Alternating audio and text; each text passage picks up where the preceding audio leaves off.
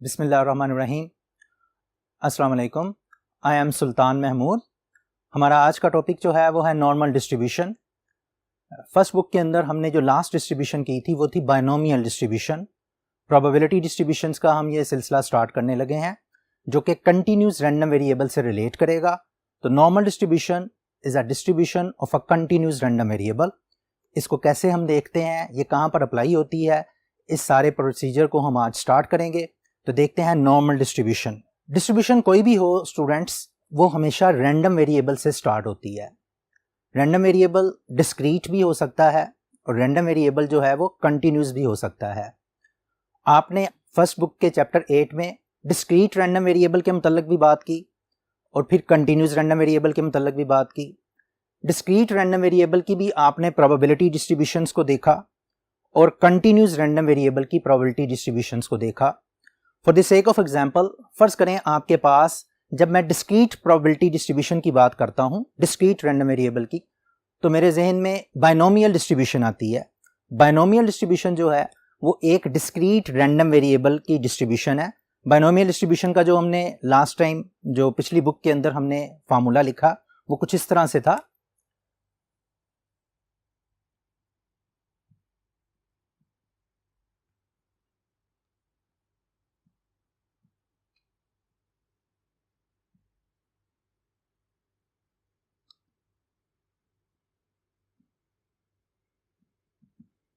जी students, binomial distribution को हम इस तरह से शो करते हैं, probability of X N C X P power X Q power N minus X and X ranges from 0 to n।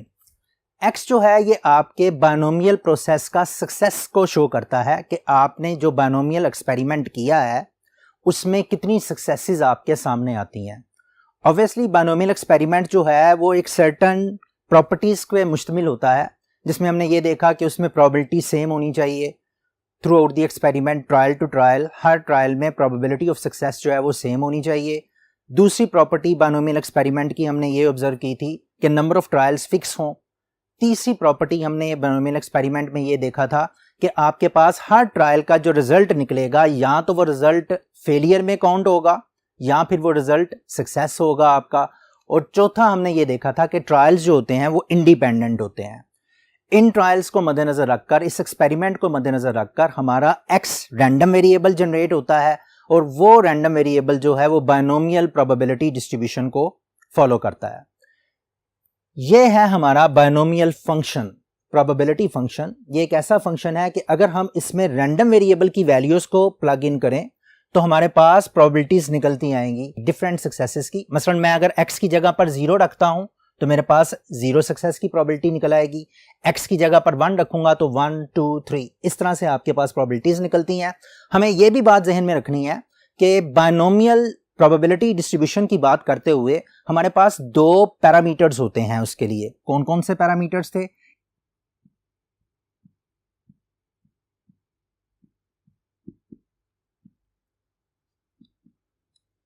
N और P.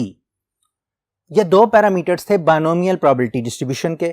इन दोनों पैरामीटर्स की मौजूदगी में हम बायनोमियल डिस्ट्रीब्यूशन से रिलेटेड जो भी हमारे पास रैंडम वेरिएबल की वैल्यू आती थी उससे रिलेटेड हम क्वेश्चन को सोल्व कर सकते थे। और रैंडम वेरिएबल याद रखना है कि वो डिस्क्रीट रैंडम वेरिएबल था। डिस्क्रीट रैंडम वेरिएबल में हमारे पास प्रोबेबिलिटी निकालने का तरीकाकार बड़ा आसान था कि एक हमारे पास फार्मूला होता है, हम रैंडम वेरिएबल की वैल्यू उस फार्मूले में पुट करते हैं। जैसे ये फार्मूला है, रैंडम वेरिएबल की वैल्यू आप इसमें पुट करें, आपके पास जो है उस रैंडम वेरिएबल की उस स्पेसिफिक वैल्यू की प्रोबेबिलिटी निकल आएगी कि प्रोबेबिलिटी का आंसर आपके सामने आ जाएगा। अब अगर फर्ज करें हम ये देखना चाहते हैं कि हमारे पास एक कंटिन्यूस डिस्ट्रीब्यूशन है। अब देखें, कंटिन्यूस डिस्ट्रीब्यूशन कुछ भी हो सकती है। मसलन आपके पास जो है f of x is equal to 1/2x, x की वैल्यू जो है वो 0 से लेकर 1 तक। सपोज कंटिन्यूस डिस्ट्रीब्यूशन में जब हम बात करते हैं तो उस वक्त हमारे पास प्रोबेबिलिटी फंक्शन की शक्ल जरा चेंज होती है। कैसे होती है? मसलन आपके पास ये है कंटिन्यूस डिस्ट्रीब्यूशन का फंक्शन और इसमें आपके पास 0 से 1 तक यानी कि इस रेंज के दरमियान ये प्रोबेबिलिटी फंक्शन डिफाइंड होता है। जबकि बायनोमियल में ऐसा नहीं था। बायनोमियल में क्या था, रेंज ऑफ वैल्यूज नहीं थी, एक्स की सेपरेट वैल्यूज थी, आइसोलेटेड वैल्यूज थी। उन आइसोलेटेड वैल्यूज के मुकाबले में आपके पास ये फंक्शन पड़ा हुआ था और उन आइसोलेटेड वैल्यूज की वैल्यूज को पुट करके हम प्रोबेबिलिटीज निकाल सकते हैं। जबकि यहां पर क्या था, फंक्शन आपके पास गिवन है और इसके साथ उसकी एक रेंज दी हुई है। जब हम कंटिन्यूस वेरिएबल में डील करते हैं तो हमारे पास फंक्शन की एक रेंज होती है, रैंडम वेरिएबल की रेंज होती है, उस रेंज के मुताबिक उसकी फंक्शन की वैल्यू होती है। अब यहां पर प्रोबेबिलिटीज ऐसे नहीं निकाली जा सकती जैसे हमने ऊपर वाले फार्मूले में निकाल सकते हैं। यहां पर प्रोबेबिलिटी ऐसे नहीं होगा कि x की जगह पर 0 निकलेगा तो 0 की प्रोबेबिलिटी निकल आएगी, 1 निकलेगा तो 1 की प्रोबेबिलिटी निकल आएगी। It is not possible. Continuous random variable की जब हम बात करेंगे तो उस वक्त प्रोबेबिलिटीज निकालने के लिए आपको याद हो कि हम एरियाज मालूम करते थे। एरियाज को फाइंड आउट करने के बाद हम प्रोबेबिलिटीज निकालते थे और एरियाज के लिए सबसे पहले हम क्या करते थे, ये फर्ज करें ये 0 है, इस पर पुट करते हैं, फिर 1 को इसमें पुट करते हैं, फिर उसके बाद एक डायग्राम बनाते हैं और वहां से हम एरिया लोकेट करने के बाद प्रोबेबिलिटी मालूम करते हैं।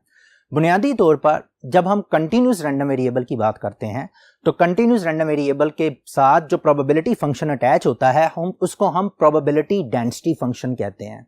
उस प्रोबेबिलिटी डेंसिटी फंक्शन की कुछ प्रॉपर्टीज भी हमने चैप्टर नंबर 8 में डिस्कस की थी कि प्रोबेबिलिटी डेंसिटी फंक्शन के अंदर जो टोटल एरिया होता है वो 1 होता है। तो कंटिन्यूस रैंडम वेरिएबल कोई भी हो उसको हम जब प्रोबेबिलिटी फंक्शन को डिफाइन करते हैं तो वो probability function probability density function कहलाता है। आप यूं कह लें कि इस केस में ये प्रोबेबिलिटी डेंसिटी फंक्शन है और ये वाला जो है ये हमारे पास प्रोबेबिलिटी मास फंक्शन है, यानी कि ये प्रोबेबिलिटी मास फंक्शन है और ये हमारा क्या है, प्रोबेबिलिटी डेंसिटी फंक्शन। हमारा जो ये वाला जो टॉपिक जो चल रहा है नॉर्मल का, ये इसका जो मेन कंसर्न है वो है कंटिन्यूस रैंडम वेरिएबल और इसमें हम प्रोबेबिलिटी डेंसिटी फंक्शन को डिफाइन करेंगे कि नॉर्मल डिस्ट्रीब्यूशन भी जो है एक पर्टिकुलर डिस्ट्रीब्यूशन है। नॉर्मल रैंडम वेरिएबल जो है एक पर्टिकुलर रैंडम वेरिएबल है जो कि नॉर्मल प्रोसेस से जनरेट होता है और उस नॉर्मल रैंडम वेरिएबल की प्रोबेबिलिटीज को हम फाइंड आउट करने के लिए एक पर्टिकुलर डेंसिटी फंक्शन यूज कर सकते हैं और उस पर्टिकुलर डेंसिटी फंक्शन को यूज करने के बाद हम अपनी रिक्वायर्ड प्रोबेबिलिटी जो है वो फाइंड आउट करते हैं।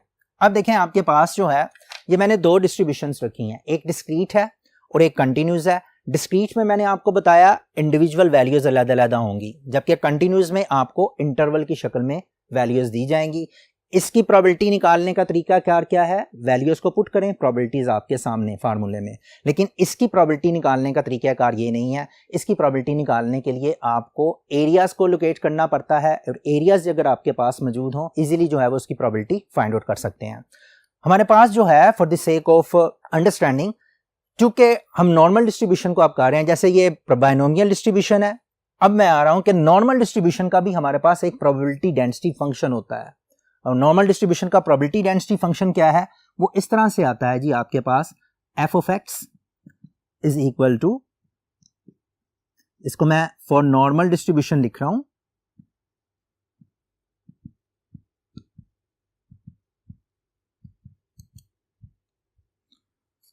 एफ ऑफ एक्स आपके पास जो है वो 1 sigma 2 pi E raise to power -12 x minus mu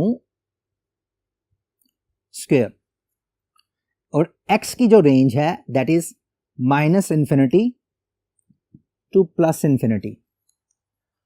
अब देखें आपके पास रेंज x की डिफाइन होना जरूरी है कि x कौन सी वैल्यूज गेन कर सकता है। डिस्क्रीट के अंदर x की वैल्यूज इंडिविजुअल वैल्यूज हैं, कंटिन्यूस के अंदर इस केस के लिए ये जो स्पेसिफिक केस है 0 से 1 तक इसकी रेंज है, और यहां पर नॉर्मल डिस्ट्रीब्यूशन भी चूंकि डेंसिटी फंक्शन है इसकी रेंज जो है वो -इंफिनिटी से +इंफिनिटी तक है। अब ये वाला जो सिलसिला है इसको हम बोलते हैं probability density function. Probability density function जो है वो आपकी नॉर्मल रैंडम वेरिएबल की डेंसिटीज को फाइंड आउट करता है, वो आपके नॉर्मल रैंडम वेरिएबल की प्रोबेबिलिटीज को फाइंड आउट करने के लिए यूज किया जाता है। अब एक चीज आपने जहन में रखनी है, बुनियादी तौर पर जब भी कोई हमारे पास डेंसिटी फंक्शन हो और आपसे उस डेंसिटी फंक्शन को देकर उस कंटिन्यूस रैंडम वेरिएबल की प्रोबेबिलिटी मांगे तो बेसिकली वो प्रोबेबिलिटी जो है वो फाइंड आउट की जाती है through the process of integration. Integration का एक ऐसा प्रोसेस है जिस प्रोसेस के तहत हम उस कंटिन्यूस प्रोबेबिलिटी डेंसिटी फंक्शन की प्रोबेबिलिटी मालूम कर सकते हैं रैंडम वेरिएबल की किसी भी रेंज के दौरान। याद रखना है कि कंटिन्यूस रैंडम वेरिएबल जो है वो एक सिंगल स्पेसिफिक वैल्यू नहीं गेन करता, बल्कि वो वैल्यू जो है वो किसी रेंज के दरमियान, किसी इंटरवल के दरमियान कंसिडर की जाती है। मसलन अगर मैं कहूं कि किसी पर्सन की एज जो है वो एग्जैक्टली 50 ईयर्स है, तो I will be wrong to say ये कंटिन्यूस रैंडम वेरिएबल है, वो इस चीज को परमिट नहीं करता कि आप उसको कहें कि उसकी एज एग्जैक्टली 50 ईयर्स है।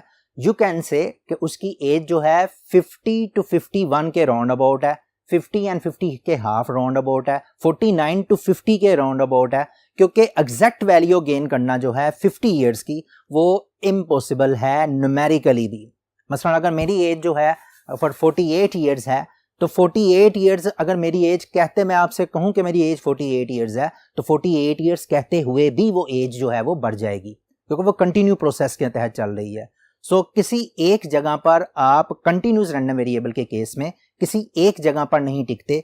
इसके लिए आप देखें, आपके पास जो है, जब मैंने कंटिन्यूस की बात की है, तो ये वाला आपकी रेंज, इसकी रेंज, यहां पर ये इसकी रेंज आ गई, यहां पर इसका जो डेंसिटी फंक्शन है वो ये आ गया। और मैंने आपको बताया कि डेंसिटी फंक्शन की जब भी प्रोबेबिलिटी निकाली जाती है वो इंटीग्रेशन के प्रोसेस के थ्रू होती है। उसका थोड़ा सा आइडिया ले लें, इंटीग्रेशन का प्रोसेस क्या होता है। मसलन मैंने अगर इसकी प्रोबेबिलिटी मालूम करनी है 0 से लेकर 1 तक, तो 0 से लेकर 1 तक के लिए मैं यूं करूंगा कि ये है मेरे पास इंटेग्रल ऑफ 0 to 1, साथ में ये वाला जो फंक्शन है आपके पास 1/2 x d of x, ये मेरे पास क्या होगा, दिस इज कॉल्ड एरिया।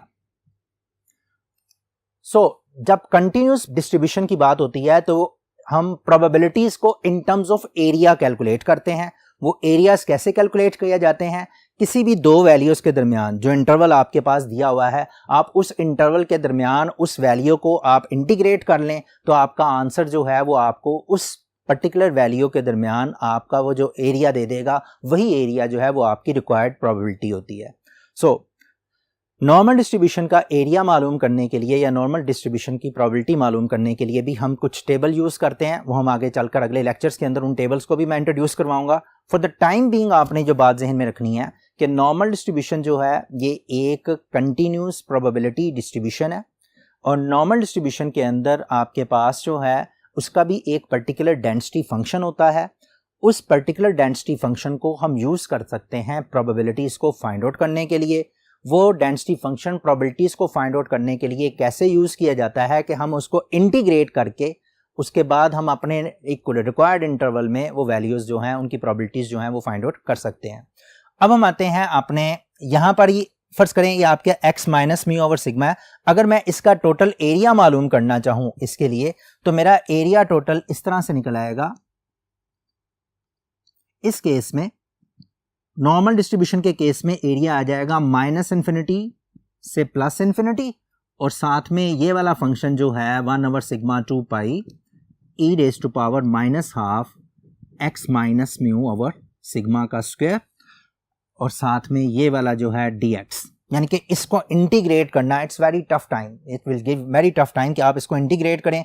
इसीलिए हम नॉर्मल डिस्ट्रीब्यूशन को इंटीग्रेट करने के बजाय हमारे पास नॉर्मल डिस्ट्रीब्यूशन से कुछ टेबल्स अवेलेबल होते हैं, हम उनकी प्रोबेबिलिटीज जो हैं वो टेबल्स के थ्रू फाइंड आउट करते हैं। वो उसके हम अगले लेक्चर्स के अंदर इंशाल्लाह उस पर भी बात करेंगे। फॉर द टाइम बीइंग ये बात जहन में रहे कि जब भी एरियाज मालूम किए जाते हैं बुनियादी तौर पर वो प्रोबेबिलिटीज होती हैं जो स्पेसिफिक वैल्यूज के दरमियान रैंडम वेरिएबल जो कि कंटिन्यूस डिस्ट्रीब्यूशन को फॉलो करता है उसको यूज करके हम यूज कर सकते हैं। अब हम आते हैं अपने नेक्स्ट बोर्ड की तरफ, जिसमें कि हम ये देखेंगे कि ये जो हमारा प्रोबेबिलिटी डेंसिटी फंक्शन है इसके अंदर जो चीज़ें अपीयर हो रही हैं उन चीज़ों का मायने क्या क्या है, उसमें हम चलते हैं अगले बोर्ड की तरफ। जी, अब नॉर्मल डेंसिटी फंक्शन जो अभी हमने देखा था कि डिफरेंट डेंसिटी फंक्शंस के मुकाबले में नॉर्मल डेंसिटी फंक्शन की जो लिमिट होती है वो -∞ से +∞ चलती है। उसकी इक्वेशन मैंने लिखी थी, उस इक्वेशन को थोड़ा सा डिटेल से अब हम चेक करते हैं। Normal probability density function, if x is a normal random variable then its probability density function is given by f of x is equal to 1/σ 2 pi e raised to power -½ x minus mu over sigma square. x ranges from -∞ to +∞, यानी कि इस density function में आप देखें कि x की value की range भी गिवन है और साथ में ये वैल्यूज गिवन है। यहां पर जो डिफरेंट वैल्यूज गिवन है वो क्या क्या है देखें। म्यू जो है वो मीन ऑफ x है, यानी कि नॉर्मल रैंडम वेरिएबल का जो मीन है वो म्यू है। s जो है वो स्टैंडर्ड डेविएशन ऑफ x है। अब म्यू की रेंज जो है उसको भी हम डिफाइन कर सकते हैं। म्यू बेसिकली वो भी -∞ से +∞ तक होता है। And standard deviation of x, and you very well know कि स्टैंडर्ड डेविएशन जो है वो हमेशा ग्रेटर देन 0 या ग्रेटर देन 0 होगी, यानी कि standard deviation is always positive. यहां पर ये लिख लेना, सिग्मा इज ऑलवेज पॉजिटिव, ये चीज भी याद रखनी है। फिर तीसरी चीज जो है वो है पाई, 22/7। पाई जो है ये हमारे पास मैथमेटिक्स के अंदर अक्सर पाई का वर्ड यूज करते हैं। इसकी वैल्यू जो है वो 3.141519 है। ई जो है वो आपके पास लॉगरिथम, नेचुरल लॉगरिथम की बेस है जिसको हम ई बोलते हैं। यहाँ पर 2.7182 ये भी एक कांस्टेंट। ये दोनों कांस्टेंट टर्म्स जो हैं वो आपको यहाँ पर नजर आ रही हैं। देखें यहाँ पर ये पाई नजर आ रहा है और यहाँ पर ये ई नजर आ रहा है। यहाँ पर ये वाली दोनों चीजें हमारे पास अवेलेबल है। f of x shows the ordinate at x is equal to small x। f of x क्या शो करता है? हाइट ऑफ द कर्व को शो करता है। जिस तरह कोई भी प्रोबेबिलिटी डेंसिटी फंक्शन हो उसकी जब हम प्रोबेबिलिटी निकालते हैं तो बुनियादी तौर पर जब हम वैल्यू पुट करते हैं, मसलन मैं अगर x की कोई भी वैल्यू यहां पर पुट करूंगा तो मेरे पास जो होगा, सपोज नॉर्मल डिस्ट्रीब्यूशन जो है उसके लिए याद रखना है इस तरह से ये डिस्ट्रीब्यूशन होती है आमतौर पर यूं। आपको याद होगा कि आपने चैप्टर नंबर 4 में मेसोकर्टिक डिस्ट्रीब्यूशन की थी।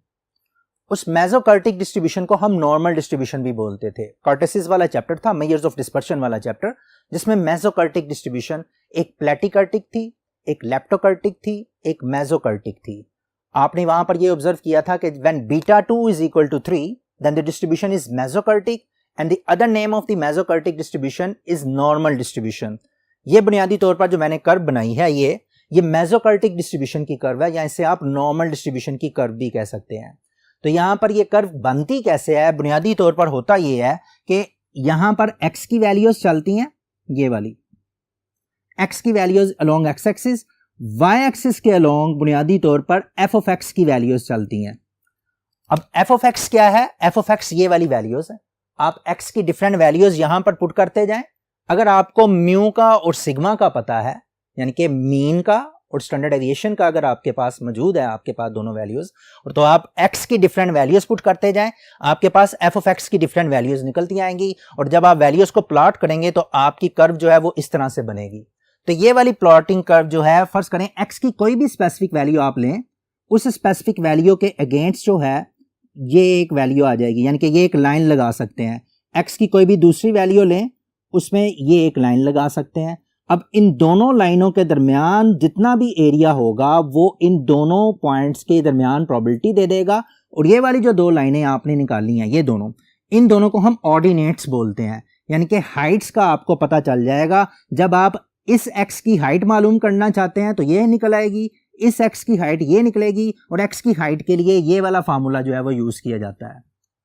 दूसरे लफ्जों में जो प्रोबेबिलिटी डेंसिटी फंक्शन का फार्मूला है वो एक्चुअली ऑर्डिनेट्स या हाइट्स को मालूम करने के लिए किया जाता है, और उन हाइट्स के दरमियान जो है जितना भी एरिया होगा वो आपको उन स्पेसिफिक x वैल्यूज की प्रोबेबिलिटीज के मतलब बता देगा।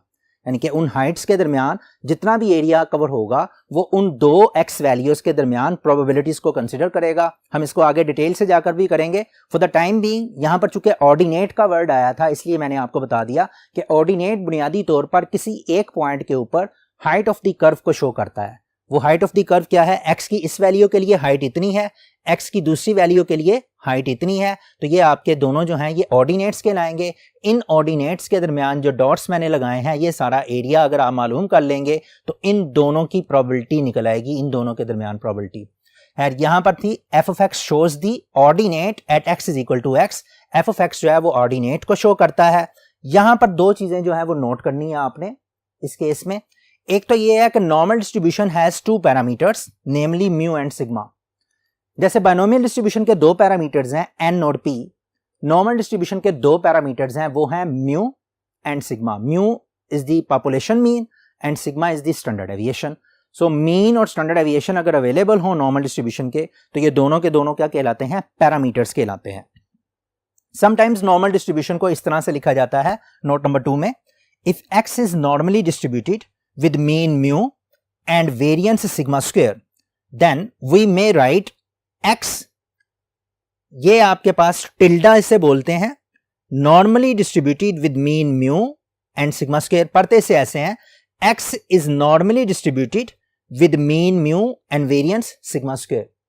दोबारा से देखें, x is normally distributed with mean mu and variance sigma square. अगर मैं बात को इस तरह से लिखूं, फर्ज करें ये चीज मैं ऐसे लिखता हूं, इसी चीज को बयान करने लगा हूं कि x is normally distributed with mean 5 and variance 36। तो यहां पर इसको कैसे पढ़ेंगे, x is normally distributed with mean 5 and variance 36। बाज़ औक़ात क्वेश्चन के अंदर आपको इस तरह से बनाकर आ जाता है, और ये हमें पता होना चाहिए कि पहले नंबर पे मीन पड़ा होता है और दूसरे नंबर पे वेरिएंस पड़ा होता है। सो जब भी कभी बात होगी कि x is normally distributed with mean mu and variance sigma square, तो मीन और सिग्मा स्क्वायर आप इधर से लोकेट कर सकते हैं। बाज़ औक़ात क्वेश्चन के अंदर इस ब्रैकेट की शक्ल में आपको क्वेश्चन दे दिया जाता है। सो ये चीज जो है, x is normally distributed with mean mu and variance sigma square, then we may write this. तो दो पैरामीटर्स भी नॉर्मल डिस्ट्रीब्यूशन के नोट करने हैं, और साथ में ये भी नोट करना है कि नोटेशन के अंदर अगर आपके पास आ जाता है कि कैसे मीन और वेरिएंस अगर दिया हुआ है उसको ब्रैकेट की शक्ल में शो कर दिया है, तो आपने कैसे करना है। अब हम चलते हैं नॉर्मल डिस्ट्रीब्यूशन की एक्चुअल डेफिनेशन की तरफ।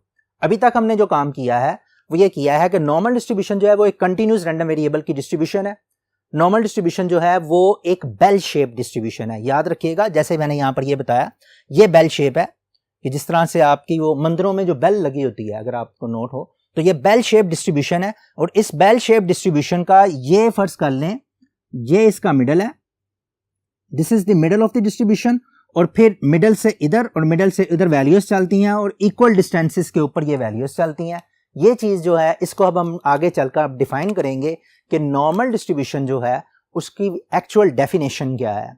उसको हम डिफाइन करने के लिए नेक्स्ट बोर्ड पे चलते हैं कि what is the definition of the normal distribution. अगर एग्जाम में आपको आ जाती है तो how will you define normal distribution. तो हम चलते हैं अपने नेक्स्ट सेक्शन की तरफ। जी, नॉर्मल डिस्ट्रीब्यूशन को अब हम डिफाइन करेंगे कि व्हाट इज नॉर्मल डिस्ट्रीब्यूशन। हमने बात स्टार्ट की थी बायनोमियल डिस्ट्रीब्यूशन से, और बायनोमियल डिस्ट्रीब्यूशन से फिर मैंने आपको कंटिन्यूस डेंसिटी फंक्शन की तरफ लेकर गया, और फिर उसके बाद मैंने नॉर्मल डिस्ट्रीब्यूशन का डेंसिटी फंक्शन लिखा। अब हम बात को वहीं पर लेकर आ रहा हूं जहां से मैंने बात स्टार्ट की थी। जब बायनोमियल डिस्ट्रीब्यूशन में नंबर ऑफ ट्रायल्स जो हैं वो बहुत ज़्यादा इंक्रीज हो जाएं, तो बायनोमियल डिस्ट्रीब्यूशन में नंबर ऑफ ट्रायल्स के इंक्रीज करने से हमारी बायनोमियल डिस्ट्रीब्यूशन जो है वो बायनोमियल डिस्ट्रीब्यूशन नॉर्मल डिस्ट्रीब्यूशन में कन्वर्ट होना शुरू हो जाती है। होता क्या है कि जो आप नंबर ऑफ ट्रायल्स बढ़ाते हैं, आपकी सक्सेसेस जो हैं ऑब्वियसली उसके अंदर सक्सेस की तादाद भी इंक्रीज होती जाती है, और आपकी कर्व जो है वो ज़्यादा स्मूथ फॉर्म में आना शुरू हो जाती है। तो limiting form of the binomial distribution जो है उसको हम नॉर्मल डिस्ट्रीब्यूशन कहते हैं। कि बायनोमियल डिस्ट्रीब्यूशन में जब आप नंबर ऑफ ट्रायल्स बढ़ा देंगे तो नंबर ऑफ ट्रायल्स के बनने से बायनोमियल डिस्ट्रीब्यूशन नॉर्मल डिस्ट्रीब्यूशन बढ़ जाती है। और इसके अलावा एक और कंडीशन जो इसके अंदर अप्लाई करनी है वो है 0.5 वाली, कि P की वैल्यू जो है वो 0.5 के क्लोज हो। तो उसके लिए आप देखें, आपको ये याद होना चाहिए कि बायनोमियल डिस्ट्रीब्यूशन जो है वो सिमेट्रिकल डिस्ट्रीब्यूशन तब बनती है जब P जो हो वो 0.5 के इक्वल हो। तो इसी तरह चूंकि नॉर्मल डिस्ट्रीब्यूशन जो है ये हमारी सिमेट्रिकल डिस्ट्रीब्यूशन है, ये एक ऐसी डिस्ट्रीब्यूशन है जिसके दरमियान में एक मीन होता है, और दरमियान से इधर उधर जो है एरिया सेम इक्वालिटी के साथ आगे बढ़ता है। तो यहां पर आपने बात जहन में रखनी है कि नॉर्मल डिस्ट्रीब्यूशन चूंकि एक सिमेट्रिक डिस्ट्रीब्यूशन है। सिमेट्रिक डिस्ट्रीब्यूशन का मतलब यही है कि आप अगर उसको दो हिस्सों में डिवाइड करें तो वो दोनों एक दूसरे का मिरर इमेज हो। तो नॉर्मल डिस्ट्रीब्यूशन में एक चीज तो ये है कि ये लिमिटिंग फॉर्म है बायनोमियल डिस्ट्रीब्यूशन की, जब n को इंक्रीज कर दिया जाए और p जो हो दैट इज क्लोज टू 0.5। इसको हम डिटेल से देखते हैं कि what is the definition of normal distribution.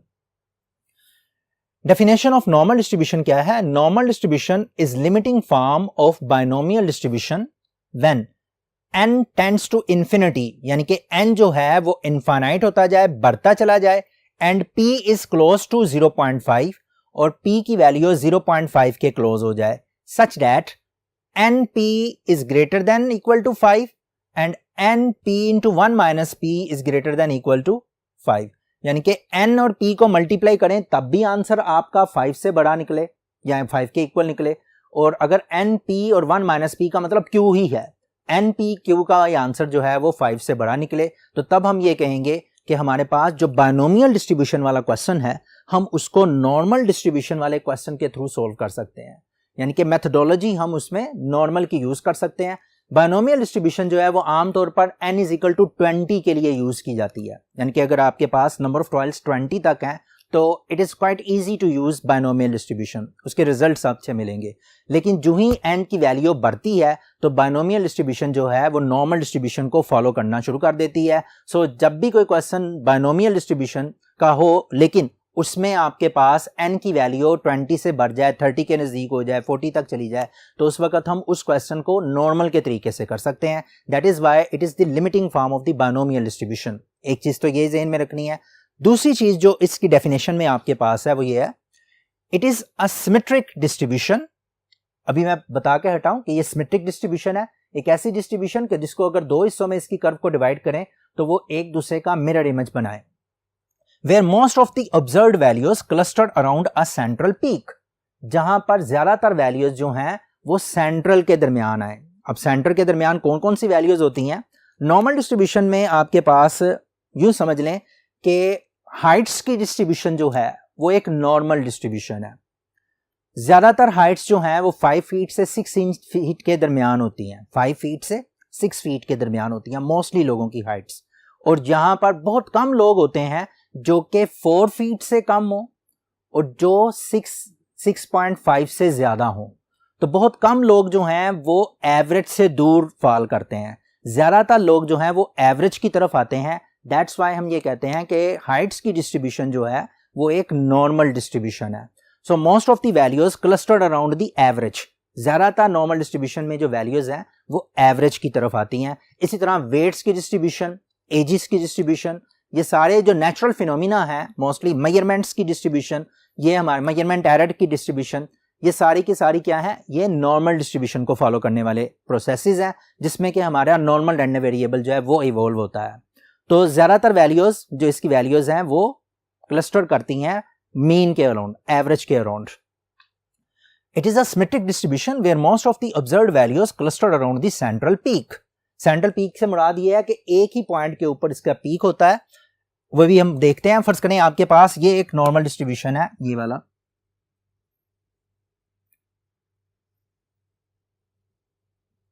इस तरह से। अब ज्यादातर ये है इसका पीक, इस पीक से जब मैं वैल्यूज को नीचे यहां तक लेकर जाता हूं तो आप देखें कि ये दो हिस्से जो हैं ये इक्वली डिवाइड हो जाते हैं। इसको हम सिमेट्रिक भी बोलते हैं और इसको हम बोलते हैं कि ये मोस्ट ऑफ दी वैल्यूज जो है वो सिमेट्रिक है। बहुत कम वैल्यूज जो हैं, थोड़ी वैल्यूज इधर होती हैं और थोड़ी ही वैल्यूज आपको इस साइड पे नजर आएंगी, मोस्ट ऑफ दी वैल्यूज इधर होंगी। और इसके बाद आप देखें, and the probabilities for values further away from the mean, दरमियान में ये मीन होता है, आप यूं समझ लें। और जो वैल्यूज इससे दूर जाती हैं, फर्ज करें एक वैल्यू यहां पर पड़ी हुई है मीन से एक इक्वल डिस्टेंस पे, यहां पर भी उतने ही डिस्टेंस पे ये वैल्यू पड़ी हुई है, तो यहां पर आपके पास जो है वो कहता है taper of the equally in both directions, यानी कि दोनों डायरेक्शंस के अंदर। फर्ज कर लें मैं यहां पर ये वाली वैल्यू मालूम करना चाहता हूं, तो जितनी प्रोबेबिलिटी यहां से यहां तक होगी, जितना एरिया ये होगा उतना ही एरिया जो है वो ये होगा, क्योंकि हमने ये अज्यूम किया है अभी इस क्वेश्चन के अंदर या इसके अंदर कि जो वैल्यूज मीन से इक्वल डिस्टेंस पे होंगी उतने ही वैल्यूज जो है उनकी प्रोबेबिलिटीज जो होंगी वो सेम होंगी। यही बात है, probabilities for the values further away from the mean taper of equally in both directions, दोनों डायरेक्शंस में वो जो प्रोबेबिलिटीज हैं वो सेम होती हैं।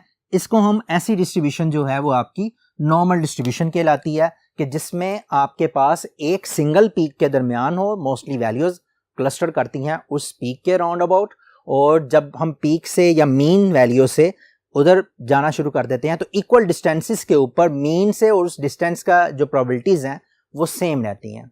सो ये हमारा नॉर्मल डिस्ट्रीब्यूशन का हमारा पहला लेक्चर था।